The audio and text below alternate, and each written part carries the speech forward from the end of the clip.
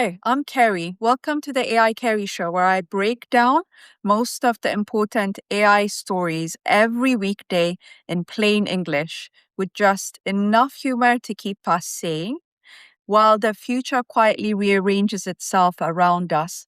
I'm not here to scare you, sell you hype, or pretend I have all the answers. I'm here to explain what just happened, why it matters, and what it means for real people, real businesses, and real decision making right now.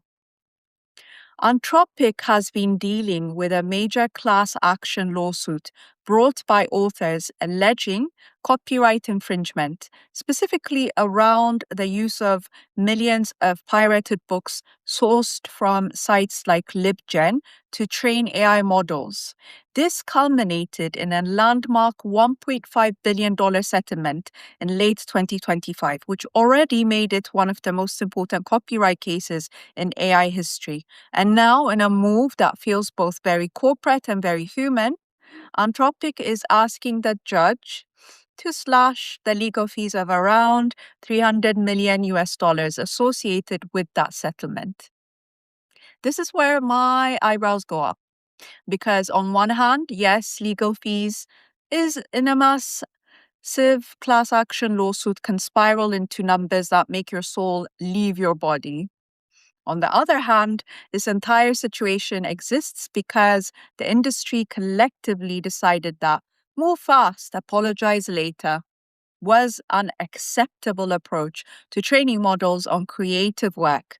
Authors are not angry because AI exists. They're angry because their life's work was allegedly used without consent, without compensation, and without transparency to build products now valued in the tens of billions. So when a company agrees to a billion-plus settlement and then turns around to argue that the lawyers are being paid too much, it doesn't land nicely.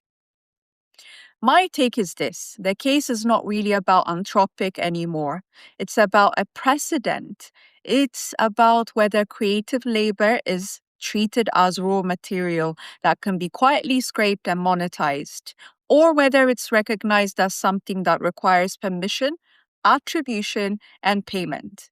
The settlement itself already sent a message to the entire industry that copyright is not a we will deal with it later problem.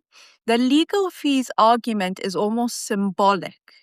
It shows how uncomfortable reckoning still is. Everyone wants the benefits of massive training data, but no one wants the bill. And unfortunately, for AI companies, the bill has arrived. Breakreal has unveiled R1, an AI-powered cocktail machine that promises unlimited AI-generated recipes and LLM driver conversation.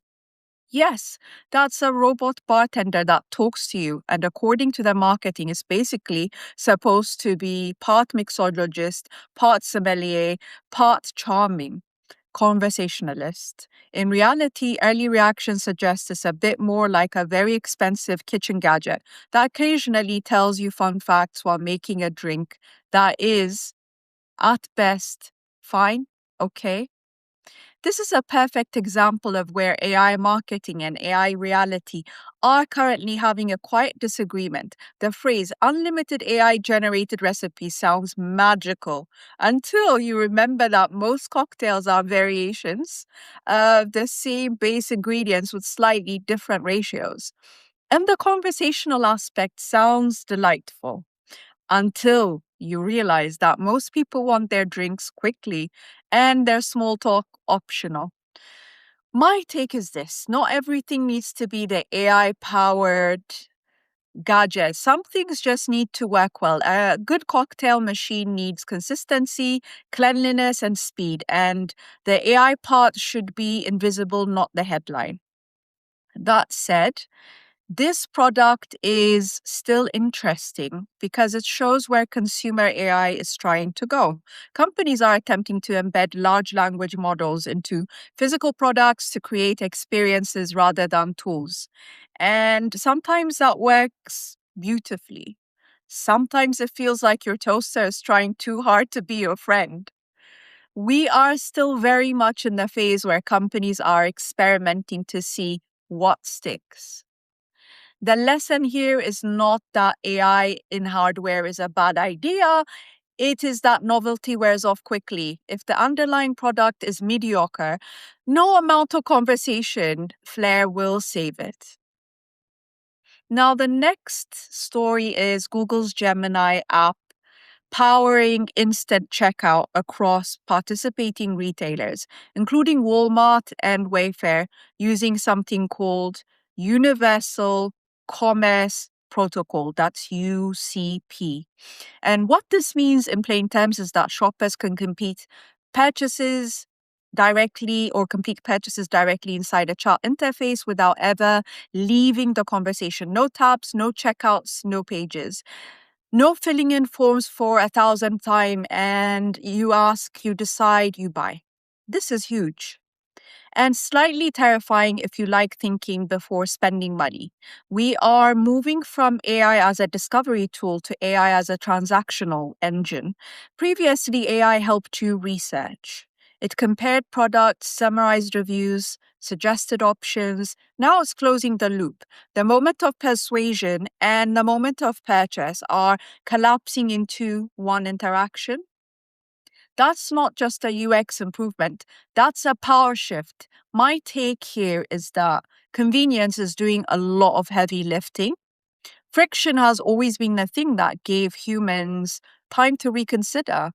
Removing friction increases conversion, which retailers love, but it also reduces reflection, which consumers need. When AI is optimized to be helpful, persuasive, and fast, it becomes incredibly easy to spend money without fully realizing or know why you decided to do so in the first place. This is not inherently evil, but it does mean regulation, transparency, and user controls are about to matter a lot more. What also stands out is that this signals confidence.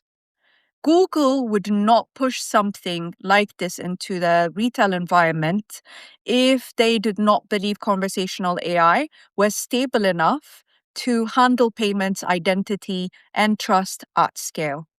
We are watching the internet evolve again from browser and click to talk and transact. And once consumers get used to that, there is no going back. When you zoom out, today's three stories tell a very clear story about where AI is heading. On one hand, we have unresolved questions about ownership, consent, creative rights coming due into a legal system. In the middle, we have consumer products struggling to balance genuine usefulness with AI novelty. And on the other hand, we have infrastructure level changes that quietly reshape behavior at scale without much fanfare. So, what should you take away today? If you are a creator, the Anthropic case is a reminder that your work has value and the fight for recognition is far from over. If you are a consumer, the AI cocktail machine should remind you that not every smart product needs to be bought just because it can be clever and has AI. And if you run a business, the Gemini checkout move is your signal that AI is no longer just about insights, it's about execution and revenue. As always, my advice is simple. Stay curious, stay slightly skeptical, and do not confuse speed with wisdom. AI is accelerating across law, lifestyle, and commerce all at once. And the people who do best in this era will not be the ones who adopt everything first, but the ones who understand what each shift actually changes about human behavior. That is it today for the AI Carry Show. I'll be back with more stories, more context, and probably at least one moment where we all collectively say, oh, that escalated quickly.